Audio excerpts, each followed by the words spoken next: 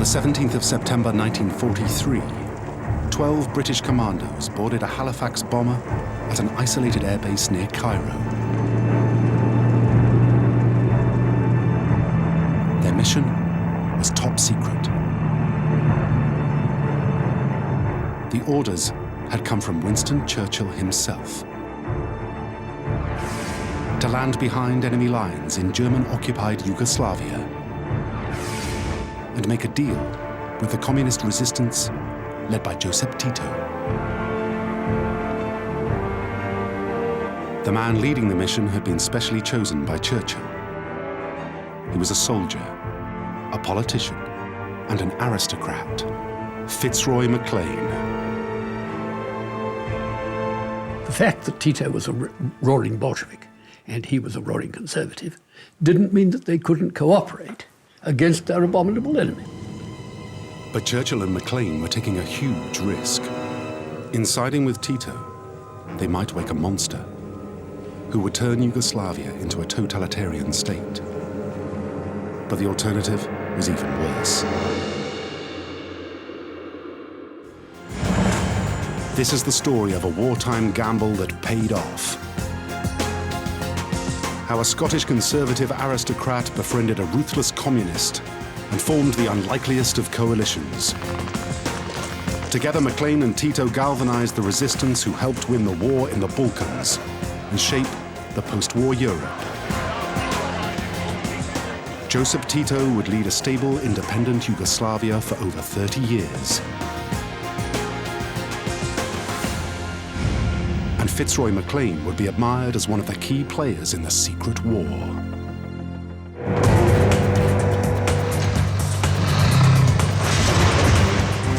On the 6th of April 1941, the Axis armies of Germany, Italy, Bulgaria, and Hungary invaded Yugoslavia.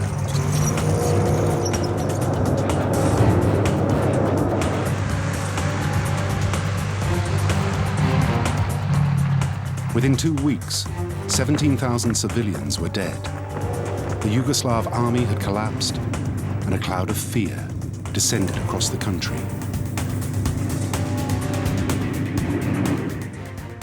Bato Tomasevich lived with his family in the Montenegrin town of Cetinje. I heard a noise of planes approaching Cetinje.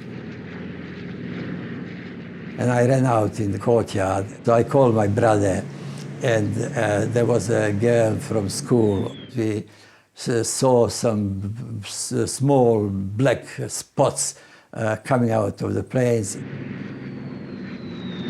My brother recognized that these were bombs. And the bomb exploded right in the courtyard. Both my brother and myself were saved, but the girl was hit by a bomb and disappeared.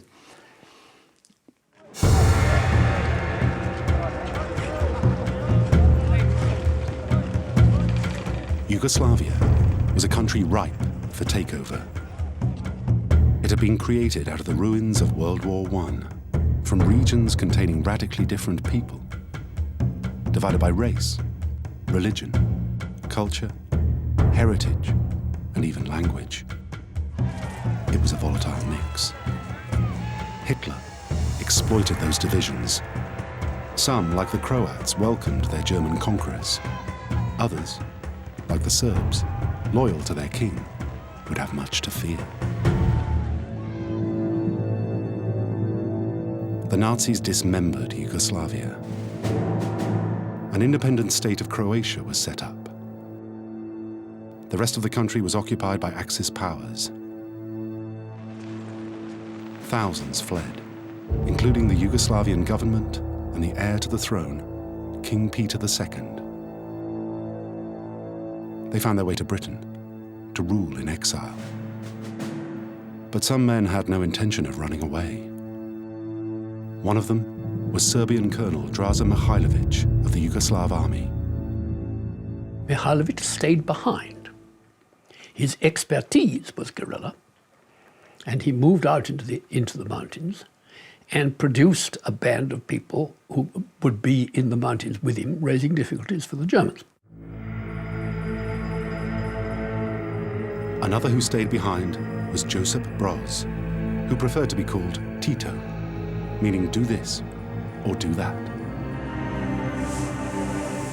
Unlike the Serbian Mihailovic, Tito was born a Croat. After a distinguished military career, he turned to politics. Tito spent many years in Moscow, where in 1937 Stalin appointed him Secretary General of the Yugoslav Communist Party. After the German invasion, Tito was instructed by Moscow to do his bit for the defense of the Soviet motherland by harassing the Germans in Yugoslavia.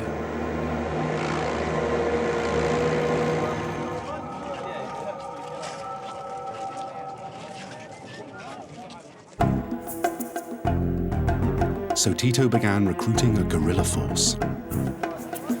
Drawn from all over Yugoslavia, they became known as simply the partisans. Tito's communist ideology attracted people across national divides. By late 1941, the partisans numbered 80,000. They were based in the forest near the town of Jatse. 120 miles east of them were Mihailovic's guerrillas in the Serbian hilltop town of Ravna Gora.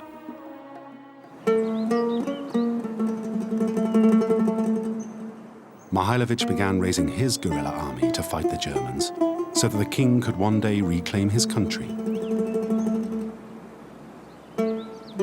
He recruited his guerrillas almost exclusively from royalist Serbia.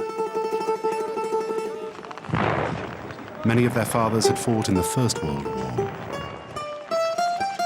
Among them were the Chetniks, who had perfected the art of guerrilla warfare over 400 years of Turkish occupation. Mihailovic's men adopted their name. There were now 2 anti-German guerrilla forces in Yugoslavia.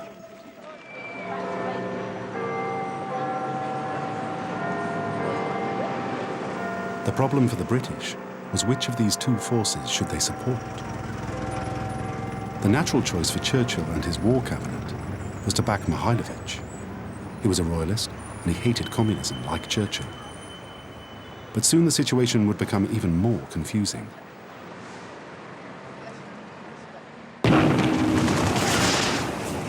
Royalist Chetniks began fighting the communist partisans. A full-scale civil war erupted. Thousands were slaughtered.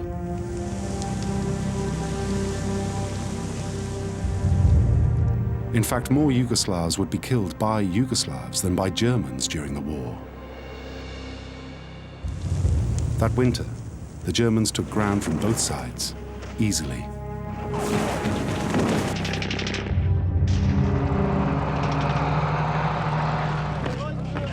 News of the conflict reached London, where the Yugoslav government in exile begged the British to help Mihailovic.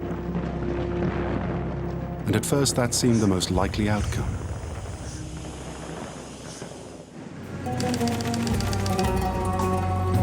Then 2 pieces of information changed everything.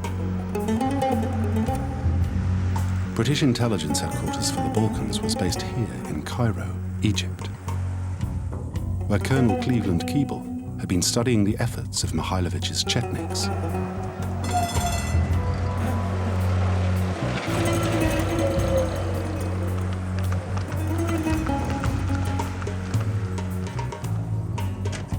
When Churchill came to Cairo to meet other world leaders in January 1943, Keble briefed him on the situation. He told him that he had evidence that Mihailovic was ineffective in fighting the Germans, and perhaps Tito might be a better bet.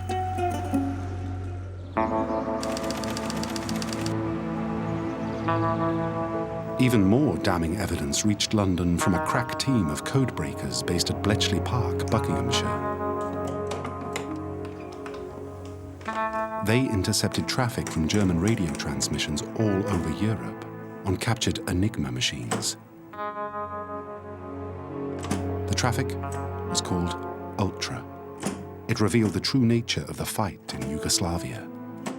Ultra made it clear that Mihailovic and the Italians were getting on quite well, and the Germans were not much afraid of Mihailovic. They were, on the other hand, terrified of Tito, who was killing a lot of them. So Churchill made a momentous decision. He would ditch Mihailovich and back Tito. It is on the strength of these reports that the British government decided to give all-out help to the partisans, something, by the way, that they certainly were not getting from the Russians. The trouble was, Churchill knew nothing about Tito and his partisans. Who was this person? Did he even exist? And if he did, he was a communist, so could he be trusted? Churchill told his foreign secretary, "What we want is a daring ambassador leader with these hardy and hunted guerrillas." That ambassador was to be Captain Fitzroy Maclean.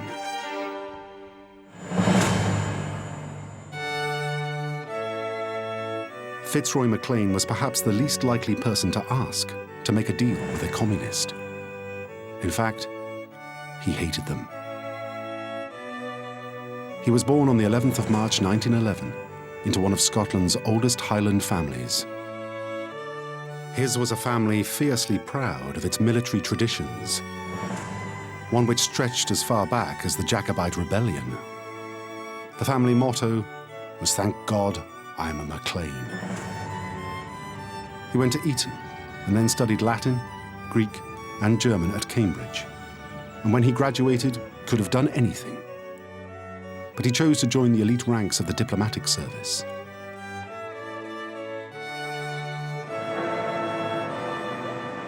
He passed his entrance exam in 1933 with flying colours, and a year later was awarded his first overseas posting to Paris.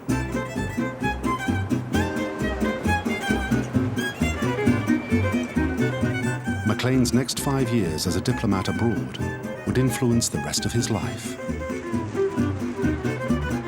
For a 24-year-old, Paris was an exciting place to be, and he was able to rub shoulders with all the leading figures of world politics, including Winston Churchill. It would mark the start of a significant friendship. He was also an enthusiastic member of the Paris party scene. It brought him into contact with a group of Muscovites fleeing communism in their own country. He soon formed a deep fascination for all things Russian, so he applied for a posting to Moscow. His colleagues thought he was mad.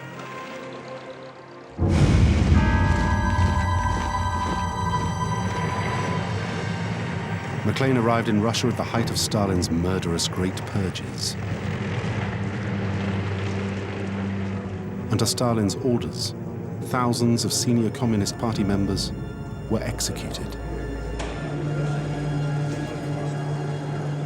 They included Lenin's close friend and founding member of the party, Nikolai Bukharin.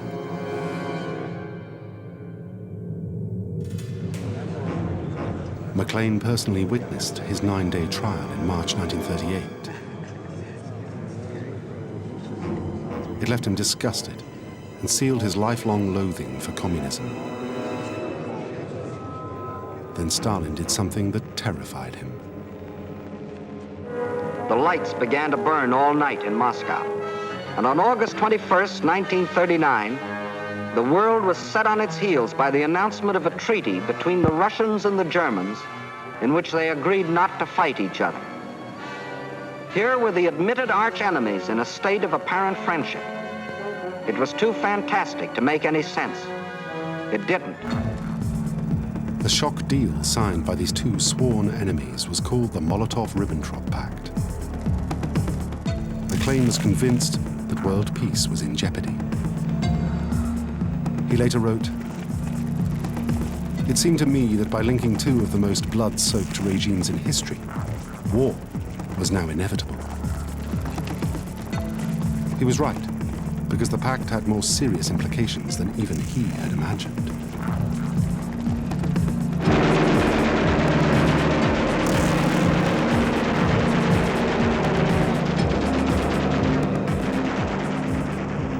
In September 1939, Hitler invaded Poland.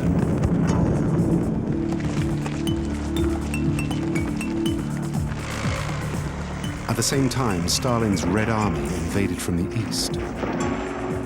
A secret clause in the Molotov-Ribbentrop Pact gave the two nations license to carve up Poland. The world had no idea until the two armies met at Brest-Litovsk. Britain and France declared war on Germany.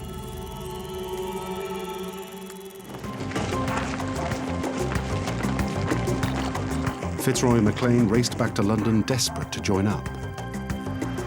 But as a member of the Foreign Office, he wasn't allowed to. So he spent 2 frustrating years in London.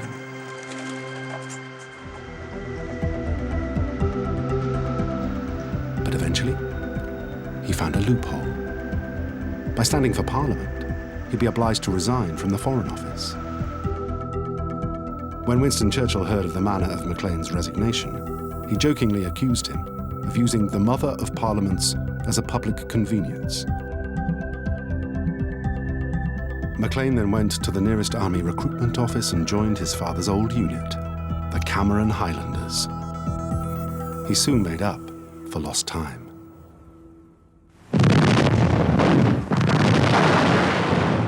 Maclean was posted to North Africa, where he joined the newly formed SAS.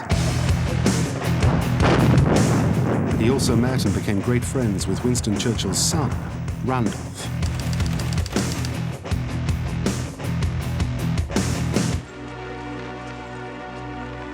Then in July 1943, he was summoned to London by Randolph's father. From there, the recently promoted brigadier was driven to the Prime Minister's country estate, Chequers, in Buckinghamshire. When the two met, Churchill was unequivocal about Maclean's mission: to find out who Tito was and win his trust. I said, what is the purpose of my mission? And he said, well, first and foremost, it's military, to find out quite simply who is killing the most Germans and how we can help them to kill more. And I said, what about the political implications? These people are communists. And he said, they are secondary. During the meeting, events on the other side of Europe made Maclean's mission even more urgent. Allied troops took this vital rock in the summer of 1943. The effect of Sicily's fall was electric. Italy surrendered, the first of the Axis partners to capitulate.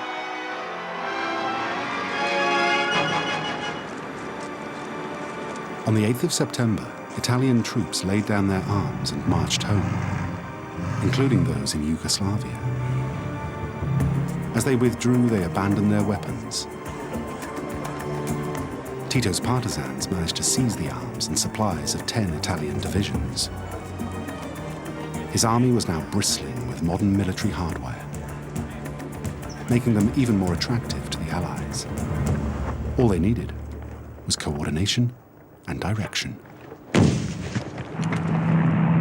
The next day, Fitzroy Maclean parachuted into Yugoslavia. With him was a hand-picked team of 11 engineers, sappers, soldiers, and intelligence officers. The drop went perfectly, and Maclean's team landed in the middle of partisan country. Tito knew they were coming and sent horses and an escort. After a 2-hour ride high into the Bosnian hills, they climbed up a track to a ruined castle overlooking the town of Jadci. Maclean was about to discover who the mysterious Tito really was.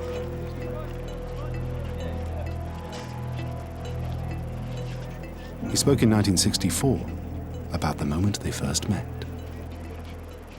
Tito in those days was a shadowy figure as far as the outside world was concerned.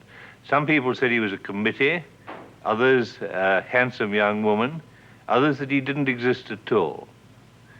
I found a tough, determined, middle-aged man who, with no outside help, had built up from nothing not just a scratch guerrilla force, but a formidable political and military machine. Maclean's task was to to find out if Tito and his men would join the Allies and fight the Germans. He sent a series of messages to the Prime Minister to detail his progress. They showed from the beginning that Tito was a man Maclean could do business with. As a personality, I found Tito much easier to get on with than most communists I'd met in Russia and elsewhere. He made no secret of being a communist. On the contrary, he gloried in it. But for a communist, he was surprisingly ready to see both sides of a question and to take a decision there and then without reference to higher authority. He struck me as being perfectly sure of himself, a principal rather than a subordinate. As they got to know each other, this Scottish aristocrat developed a growing admiration for the hardline communist. An unusual breadth of outlook and independence of mind, a readiness to see both sides of a question, a never-failing sense of humor, even in those grim days, an unashamed delight in the minor pleasures of life, and finally an intense national pride which he shared with every single one of his followers. Maclean also reported to London that by his estimates, Tito's partisans now numbered almost 250,000, easily the biggest potential force of resistance in Europe. The question was, could they fight?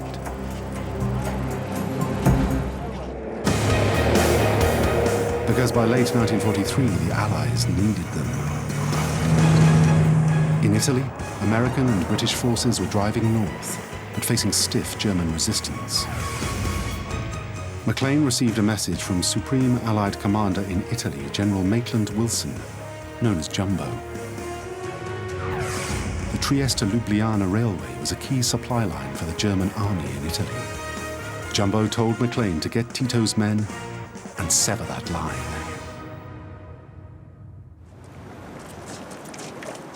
So he and Tito hand-picked a group of men, and they marched to the target.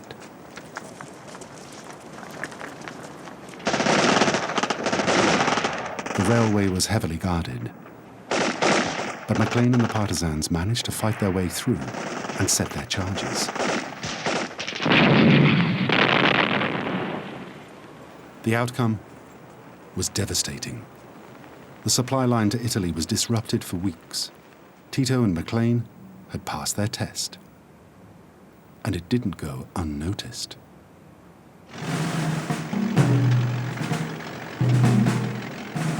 On the 1st of December 1943, Allied leaders Roosevelt, Stalin, and Churchill met for the first time in Tehran.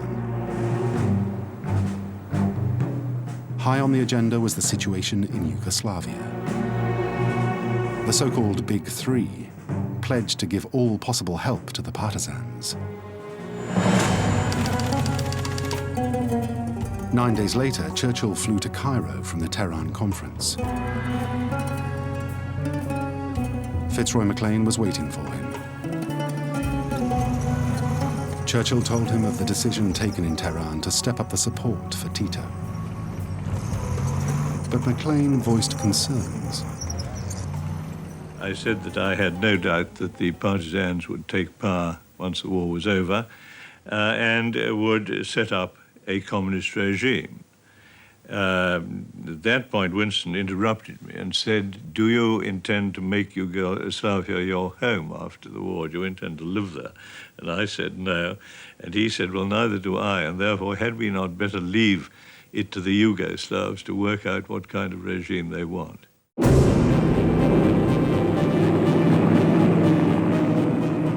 Maclean returned to Yugoslavia with a clear mission: to rearm and motivate the partisans and drive the Germans out of the country. This time, Churchill's son Randolph was on the mission. Maclean had requested his presence, considering him thoroughly dependable, possessing both endurance and determination. Churchill went partly out of the spirit of adventure and partly because his father asked him to, sending his son a sort of pledge to Tito of how strongly he was going to support Tito and Tito's cause. Tito, I think, was touched by this. Maclean told the partisans to prepare safe landing strips because the Allies were on their way. Bato Tomasevich was one of 18 teams who prepared the runways. I was assigned with a group of about 10 partisans to go on to a part where was an improvised airport created. Our job was to cut wood during the day and to put it around so that we could light a bonfire at midnight when the British transporter would arrive. Somewhere in Italy, trucks roll in with supplies for partisan forces in the Balkans. Here, at a secret airport, American and British forces are cooperating with Yugoslav guerrillas to maintain this efficient and vital supply line. The partisans had no idea how much equipment they were about to get.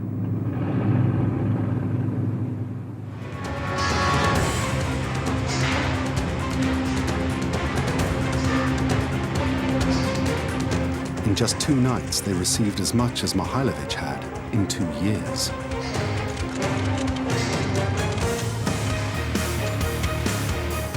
Within just a few weeks, British and American planes had delivered or dropped 100,000 rifles, 50,000 machine guns, 1,380 mortars, over 600,000 grenades, almost 100 million rounds of ammunition, 700 radio sets, and 250,000 pairs of boots.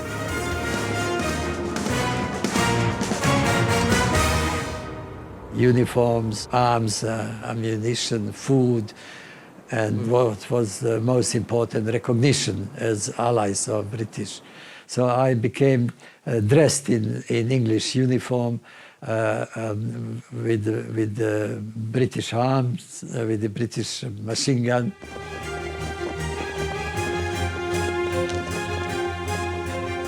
With American involvement came the propaganda machine. Partisans were followed everywhere by film crews. The conflict in Yugoslavia suddenly acquired glamour. Women fight side by side with the men, marching against the enemy wherever found.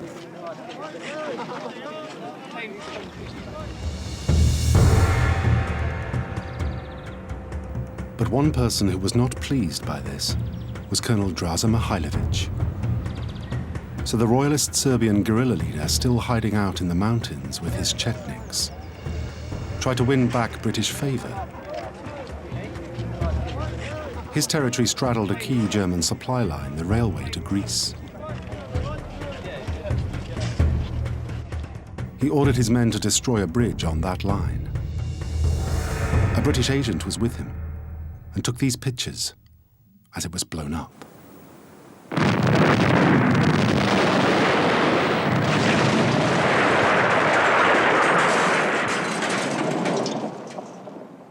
But the operation backfired when the credit was given to Tito's partisans.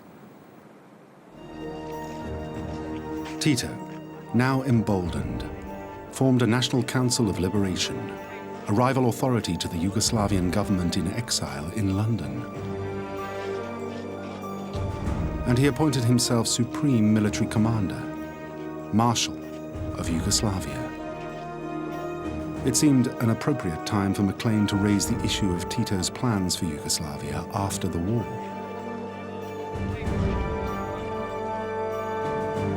At first, Maclean received reassuring answers. As this telegram to Churchill shows, Tito had no intention of making Yugoslavia part of the Soviet Union or imposing Soviet economics.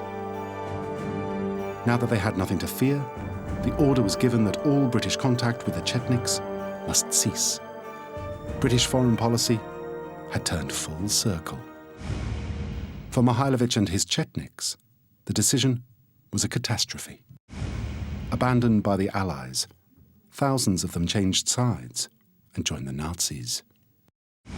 Churchill had further justification for dropping Mihailovich.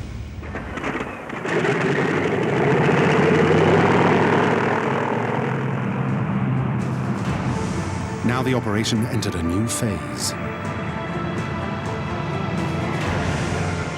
By the spring of 1944, this military exercise changed from one of supply and support to full-scale Allied collaboration. The Yugoslavs were given their own air force. The RAF Balkan Air Force was made up of 15 types of Allied aircraft, including these Spitfires. Air superiority had the power to make a huge difference to the war. The man who was put in charge of all bomber and fighter operations was Fitzroy Maclean.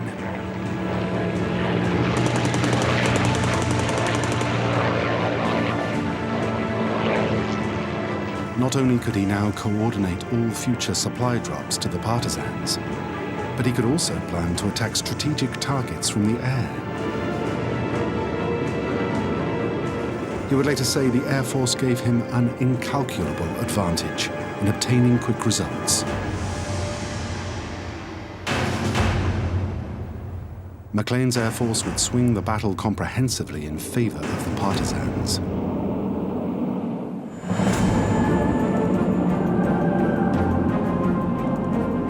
After the Air Force came the ground troops.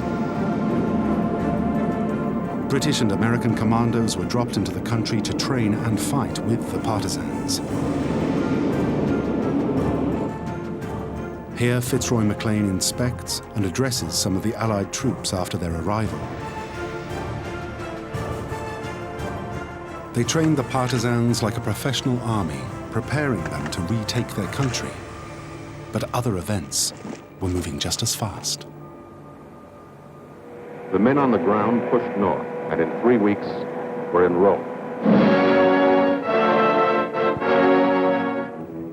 By the middle of 1944, it was clear that the Germans were losing the war. In Italy, Rome had fallen.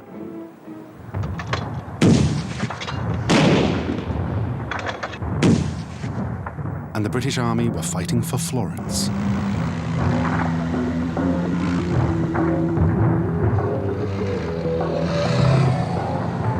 In the east, the Russians were advancing rapidly, rolling back German gains. And early in June, the Allies landed in northern France. Our men were in France. They had crossed a few dozen miles of water. They faced hundreds of miles of land between them and Berlin.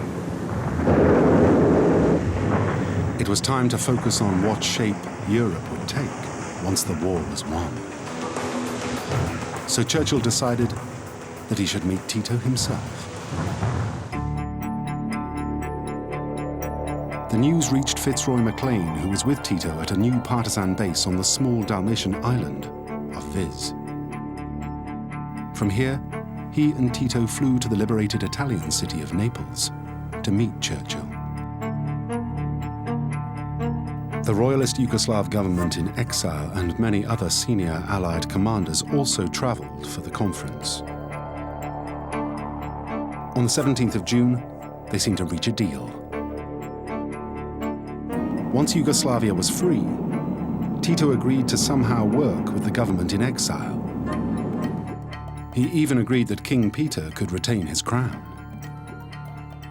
The only question was, would Tito keep his word?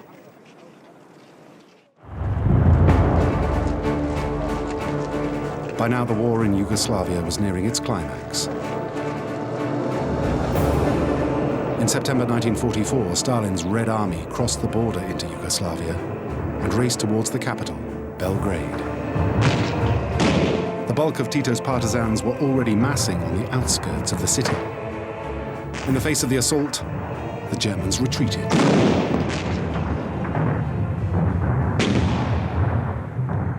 With liberation on the horizon, Fitzroy Maclean wanted the partisans to attack the Germans as they withdrew. The railway line near Leskovac in Serbia was the first target. Leaving Tito in his headquarters, Maclean assembled a force of men and led them on a march to the town. He was joined by his old friend Randolph Churchill and the famous novelist Evelyn Waugh, a new recruit who trained as a commando As they reached the outskirts of Leskovac, Maclean called in Allied bombers to unleash their deadly cargo.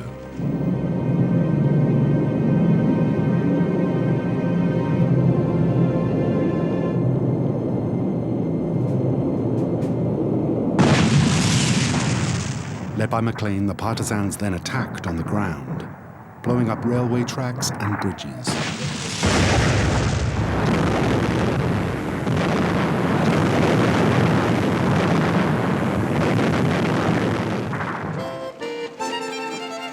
Partisans were now taking control all over the country. Bato Tomasevich had joined them at the age of 15. Thanks to British support, his unit reached his hometown of Cetinje and liberated it in early October. Seeing the houses, including my house where I lived, and people who I knew in Cetinje, dressed in British uniform with a revolver and a bomb and a machine gun and a cap with a red star, of course, on the cap. That was the only thing that was not British. But somebody said, now you look like a British except for the red star. My commander said, don't worry, wait. When the proletarian revolution succeeds, the British will be wearing the same red star as you do.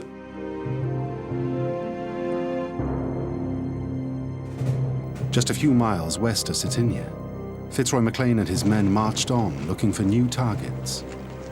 But a messenger caught up with them. He brought strange news. Tito had gone missing from Viz. Maclean raced back to Viz to investigate and discovered something disturbing. An unidentified aircraft had landed at Viz and taken off again with Tito on board. Where on earth had he gone? Maclean thought that Tito had travelled inland to coordinate the final battle for Belgrade. Realizing that the end of the war was near, he grabbed a small team and headed for the city himself.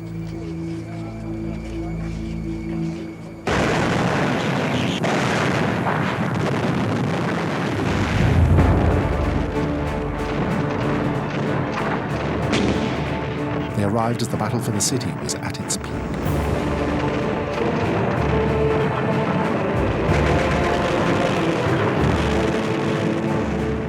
$150,000 German soldiers tried to defend the city, including from a flotilla of anti-aircraft boats on the River Danube.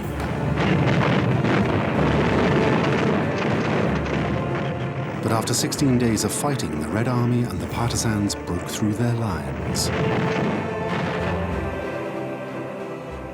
On the 20th of October, the Germans were driven out. They liberated Belgrade, capital of Yugoslavia.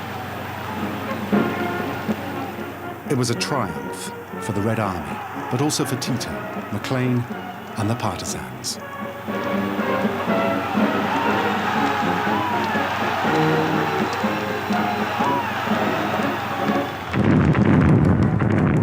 But the fighting was far from over. As the Germans withdrew, they conducted a scorched earth policy, destroying everything in their wake. They retreated to a line 30 miles north of Belgrade, committing atrocities as they went. When Belgrade was liberated, I was stationed in Belgrade. The job of my unit was just like in Montenegro, to go around with a list of people, names and faces, photos, and look for people we can identify as criminals. But his mission took him dangerously close to German lines. We arrived practically by mistake right into the German front, into the German front. The Germans started firing at us, and our driver turned, and the vehicle overturned, and I hit my head against a sharp rock. His comrades found another vehicle and rushed him to a field hospital in Belgrade. I only heard somebody knocking at my head, and as though somebody was hitting with some sharp object. When eventually I regained consciousness, I was told that I had been injured, and the doctors tried to clear it by using simply a hammer and a chisel. Tomasevich was gravely ill. Medicine was in short supply. He would simply have to wait his turn for treatment. But then he had a stroke of luck. Her name is Stana Tomasevich. When questioned as to how many Germans and Chetniks she has killed, she calmly said with a slight smile and in a modest way, "I have killed some." Bato's sister Stana was leader of one of the partisan youth brigades. She'd heard about her brother's injuries and raced to be with him. Using her influence, she had his treatment prioritized, even donating her own blood to save him. After 3 months, in agony, he began to recover. It was the end of the war, but the beginning of a new start for his country. I am very proud that I have been in the partisans, that I have fought in the partisans. I have not contributed very much, but at least my family did. My brother paid with his life, and my whole family suffered. I think it was for the benefit of Yugoslavia. But freedom had come at a great price. To rid Yugoslavia of its occupiers, almost 250,000 partisans had died, and nearly 400,000 had been wounded.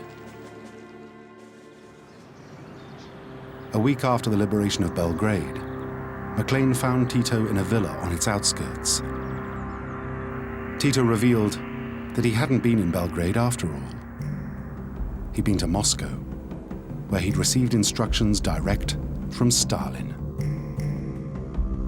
Tito now made his move. He reneged on the deal he made in Naples and announced that he would be Yugoslav leader, and there was to be no place for the king or his government. It seemed that Yugoslavia would be turned into the communist state that Maclean had feared. This was the question that arose in acute form in 1945. To what extent was he going to take his orders from Moscow? A lot had happened to Tito since 1937, when he'd been summoned to Moscow and made Secretary General of the party.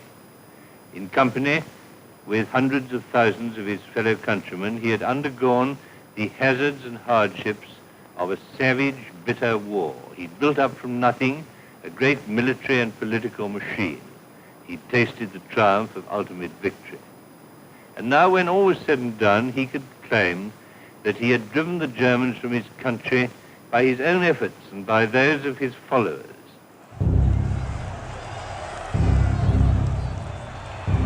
The first signs of the kind of leader that Tito would be were alarming.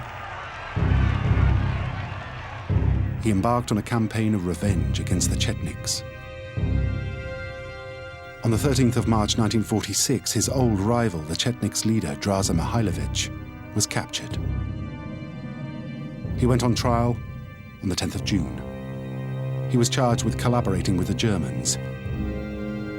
His defense was that he had been placed in an impossible position. To save his men and his own skin, he had had to keep all possibilities open.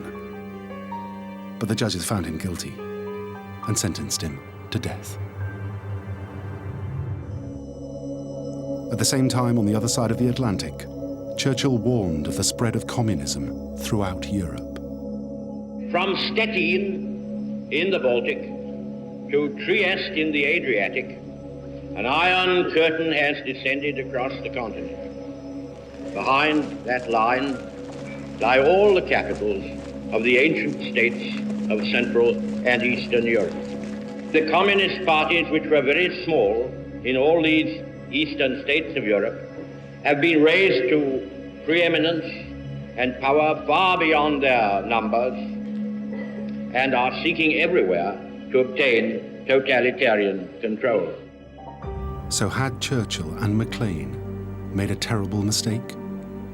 Should they have continued to support Mihailovic after all? the decision to switch sides looks even stranger when the activities of this man were uncovered. James Klugman was working for British intelligence in Cairo in 1942.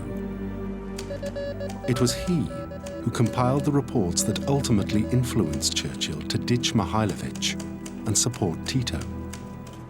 And it's now known that those reports were biased in favor of Tito. Klugman exaggerated the numbers of partisans under Tito's control and the effectiveness of their attacks on the enemy. In 2002, Klugman was revealed as a devout communist who was at university with the infamous Cambridge 4 spy ring before the war. But despite Maclean's fears that Yugoslavia would come under the influence of Moscow behind an iron curtain, Tito would in fact steer a completely independent course from that of Stalin and the Soviet Union. Yugoslavia would become more peaceful, stable, and affluent than its communist neighbors.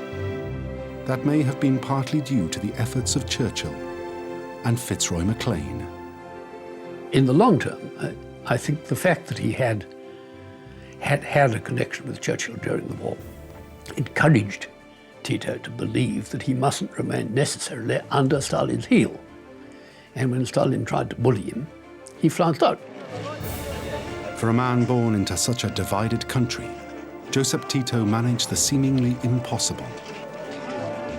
Irrespective of race, religion, or language, Tito united his people with his own brand of communism and kept the peace for over 30 years. Tito seized power after 3.5 years of bitter fighting, much of it against his own people. He remained in power despite the determined efforts of the Russians to overturn him. He is a revolutionary with a revolutionary program put through. Much of his life has been spent, both figuratively and literally, on the barricades. Tito's remarkable achievements were highlighted when, within only 11 years of his death in 1980, Yugoslavia tore itself apart again. As for Fitzroy Maclean, he returned to Britain to take up his seat in the House of Commons. He remained devoted to Yugoslavia and Tito for the rest of his life. Maclean and Bato Tomasevich met for the first time in 1953.